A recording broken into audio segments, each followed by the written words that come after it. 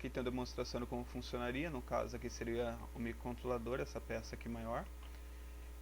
Aqui seriam os dois botões, o para aumentar e para diminuir, mais e menos, e as entradas que ele estaria ligado. Aqui a fonte de energia, o VCC, que seria no caso 5 volts, que estaria fazendo a alimentação deles. Aqui a gente tem um transistor, que vai fazer o aumento de potência.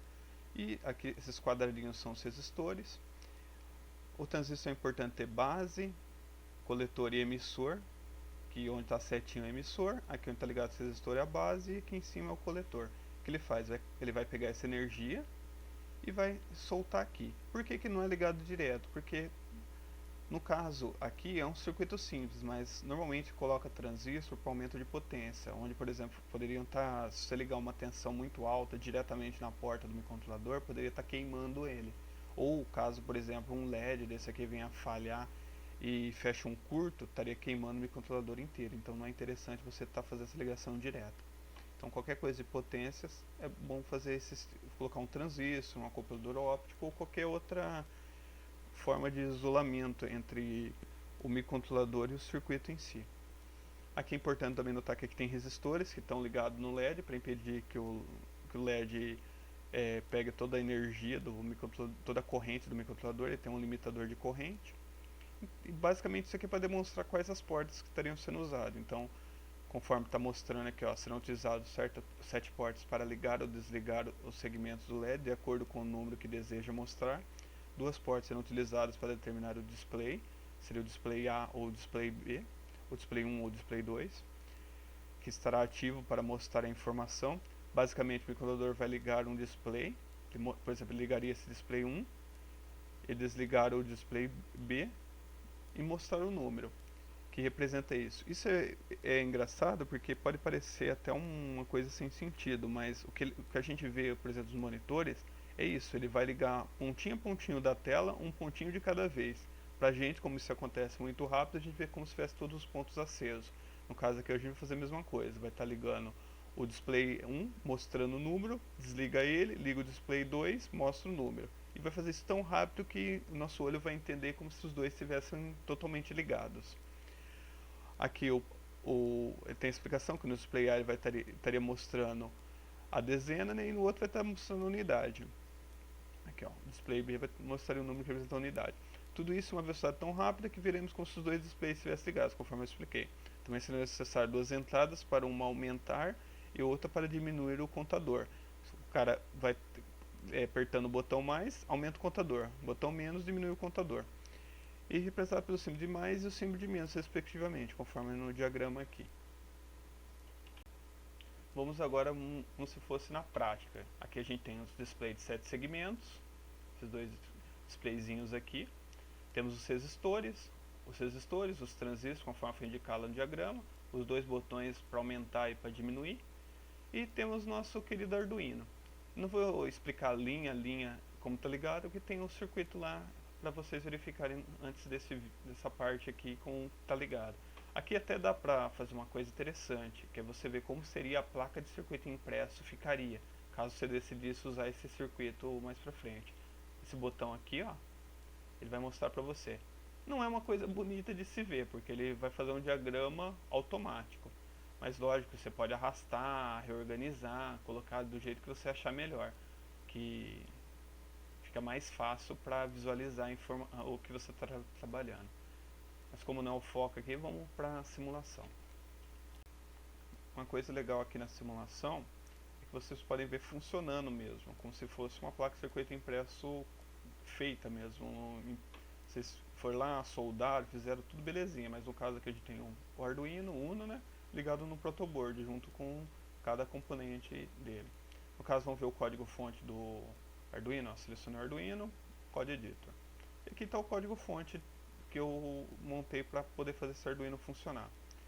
Vou subir um pouquinho ele para não fugir da tela enquanto a gente vai olhando o código fonte. Aqui a gente tem, ó, as variáveis que vão controlar as portas que selecionam qual display que está ligado. No caso, eu escolhi a porta 11 e a porta 12, ó. Vocês podem observar que esse fio aqui, ó, que está ligado aqui até o transistor, até a base do transistor. E aqui é o 11, mesma coisa. Depois daqui, Aí é uma coisa que pode ficar um pouco confuso ao princípio, mas se vocês prestarem atenção, ele vai estar descendo aqui, ó, tá vendo? Aqui é a base, aqui é o coletor e aqui é o emissor. O emissor, ó, está ligado aqui, que vai estar voltando e vindo parar aqui nesse pino aqui, ó, do display de 7 segmentos. Mesma coisa do outro, ele também vai estar ligado no outro transistor. Então, basicamente é isso. Determinei quais as portas vão estar ligadas lá. O próximo ponto é que cada segmento do LED, cada LED que tem nesse display aqui, ele tem um código. Ó. Se você colocar o mouse em cima, ele vai até falar para você qual que é o lugar onde você deve ligar, para ligar o A, o B, o F, G, E, D e o C. No caso aqui também poderia ligar essa porta de comunicação, no caso eu não vou usar ela, eu prefiro usar de cima porque fica melhor diagramado. Aqui seria o ponto, esse pontinho que vocês estão vendo aqui, ó, esse círculozinho aqui, no caso não vamos usar número decimal, então não há necessidade de estar usando ele. Então aqui definir as variáveis que eu vou estar utilizando para simbolizar cada porta e cada display daqui. Próximo passo, vamos ter as variáveis que vão indicar as portas dos botões, no caso a porta A0, A1, aqui. Eu usei A0 e A1 para não ficar bagunçado aqui em cima, mas não precisava estar fazendo isso, eu poderia estar usando, porque aqui eu usei portas analógicas. No caso, tanto faz se usar a porta analógica como digital, porque eu vou estar verificando o valor completo, e o valor completo vai se dar no limite dela, não precisa do valor individual. Por exemplo, eu poderia estar pegando faixas de valor. Em vez de 1 e 0, eu poderia ter 0,2, 0,3, 0,4. Com o potenciômetro eu poderia estar fazendo esse ajuste aqui. Só para facilitar a diagramação, eu resolvi usar o analógico aqui, mas o correto mesmo eu estaria usando a 9 e a 10 aqui. Só para facilitar a visualização, porque quando eu coloquei lá em cima, virou uma zona aqui para conseguir identificar quais eram os fios ligados no botão. Aqui a gente tem o FPS, eu coloquei essa variável exatamente com esse nome, que eu achei a maneira mais fácil de explicar como ela vai funcionar. Aqui seria quantas vezes a cada quantos milissegundos isso vai estar sendo feita essa troca entre o display A e o display B. No caso, eu deixei 20 milissegundos e não 1 milissegundo, como era o objetivo meu, porque menor que 20 milissegundos o navegador começa a travar, começa a ficar lento, mas 1 milissegundo aqui seria o valor ideal para um projeto real. E no caso eu coloquei 20 porque o navegador começa a ficar muito lento durante a simulação. O tempo de intervalo do botão, no caso aqui, por que esse 25? Cada vez que ele repetir um ciclo desse intervalo, que seria 20 milissegundos, ele vai ter uma representatividade nessa base de intervalo, que é o intervalo do clique do botão. No caso, aqui eu coloquei 20 milissegundos, seria uma multiplicação entre 20 vezes 25. 20 vezes 25 vai dar 500, ou seja, aqui era como se fosse 500 milissegundos. Essa seria a base do intervalo. Para que serve isso? O objetivo disso é o tempo em que ele vai verificar o botão. Se eu deixar esse tempo muito baixo, o que vai acontecer? Eu pressionei o botão, cada vez que ele executar a minha rotina, a cada 20 milissegundos, ele já vai disparar o contador. Ou seja, em vez de contar 1, se eu cliquei com o mouse, ele vai estar com 1, 2, 3, 4, 5, 6, 7 e vai disparar isso. Eu não quero que ele faça isso, eu quero que no máximo ele faça essa alteração do tempo a cada meio segundo. Que é um tempo, eu considerei um tempo razoável de visualização para o vídeo e para simular no navegador. No caso aqui a gente tem o contador. Por que eu coloquei 32 aqui? Como se trata de um projeto com um calibrador de pneu, isso aqui, basicamente a maioria dos pneus vai variar entre 30, 32, 34, mas fica sempre nesse valor médio. Então já coloquei esse valor para ficar mais fácil de simular como se a gente estivesse fazendo calibração de um pneu normal. Aqui eu tenho um array que eu criei ele, aliás, uma matriz, que ele vai ter 10 linhas por 7 colunas.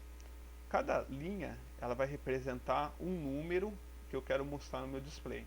Cada coluna eu coloco o LED que vai estar aceso ou não para poder mostrar esse número. No caso, ó, aqui, ó, eu estou querendo esse primeiro aqui vai ser o número 0. O número 0 teria que estar ligado o LED A, B, C, D, E e F para poder representar o número 0. Seria A, B, C, D, E, F para estar ligado. O G vai estar apagado, que seria esse aqui do meio. E isso para todos os números aqui. Qualquer dúvida é só seguir essa lógica aqui, ó. B e C, que é o número 1, que seria só B e C. Só esses dois estão ligados. E basicamente isso é a questão do LED. Que a declaração das variáveis é um pouco complexa quando bate o primeiro olho, mas se você olhar, vai ser fácil de entender isso. Próximo passo é a gente relacionar daí quais vão ser as portas de entrada e saída. No caso, o LED A, LED B, ou seja, as variáveis LED A, B até G e seletor A e B vão ser saídas, que eles indicam as portas, conforme especificado lá em cima, né? Seria a porta 2, 3, 4, beleza. Por que eu não usei a porta 1 e a porta 0? A porta 1 e a porta 0 tem uma taxa de atualização um pouco rápida demais. E como aqui eu quero que ela tenha um atraso de visualização, se eu começar a usar ela começa, o display aqui ele começa a piscar. Isso não é interessante para que no navegador que eu estou fazendo o teste.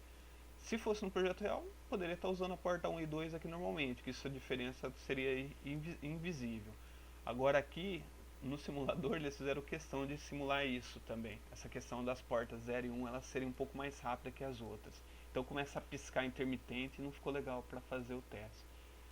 Mas aqui, tanto isso aqui também funciona para o projeto real do mesmo jeito, não teria problema nenhum. Depois eu determinei quais o botão ou as portas são do botão aumentar e diminuir que vão ser entradas, para esses dois botõezinhos aqui. Próximo passo agora é a parte o programa em si que vai ficar repetindo em ciclo. Antes de explicar ele, eu vou explicar primeiro as funções que eu criei para facilitar a ligar e desligar o display, porque senão tem que ficar repetindo muita parte de código aqui. Então vamos pular um pouco mais para baixo, aqui ele tem o ativar como ele funciona. O ativar, você especifica a porta e se está ativo ou não. Se estiver ativo, ele desliga a porta. Ele desliga a porta. Por que ele faz isso? Por padrão, quando você trabalha com um projeto, principalmente de baixa tensão, você trabalha com o contrário. Lembra que no exemplo eu coloquei aqui high para ligar e low para desligar. Aqui eu estou fazendo exatamente o contrário. Por que o contrário? Quando você trabalha com um projeto real, é muito comum você encontrar casos onde tem fio escapado. E para você localizar um fio escapado na hora que o projeto estaria em despreguiçar, que seria na configuração, é muito pior do que quando se ele tiver invertido isso. É uma regrinha básica assim que você aprende no dia a dia, que facilita muito quando você vai testar para ver se as condições iniciais estão atendidas. Às vezes quebrou um fio, você não vai ver o fio quebrado. Por quê? Porque ele não gera tensão. Como está desligado, não gera tensão, mesma coisa. Então, para facilitar isso, sempre segue essa lógica invertida quando trabalha com microcontrolador. Somente quando trabalha com perto de motor, de equipamentos que podem causar interferências. Aqui ele tem número. Que essa função número, o que ela faz? Seria um número que ela vai estar mostrando no display.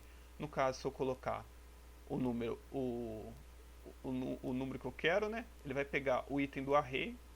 No item 0 do array, ele vai ter toda aquela tabela. True, false, e vai determinar qual que vai ser. Dentro dessa tabela, ó, primeiro o LED A, B até o G, ele vai ter o item 0, 1, 2, 3, 4, 5, 6, que vai ser esses itens aqui, ó. True, true, true, true, true, true, false. Então, cada item desse aqui eu estou representando lá embaixo. Essa função número tem um controle aqui, ó. Se o número for de 0 a 9, ele vai mostrar normal. Eu poderia ter parado aqui se eu tivesse um projeto real. Porém, para fazer o teste aqui no simulador, como ele tem esse atraso no navegador, eu tive que desligar todos os LEDs e ligar de novo. Por quê? Acontecia muitas vezes do LED ficar piscando aqui. Então, para não ficar piscando, eu aproveitei já a mesma função, só cliquei um else. Caso seja um valor inválido, ele desliga todos os LEDs. Para que é isso? Para quando eu passar lá na minha função de loop, eu poder passar um valor inválido e ele desligar todos os itens aqui.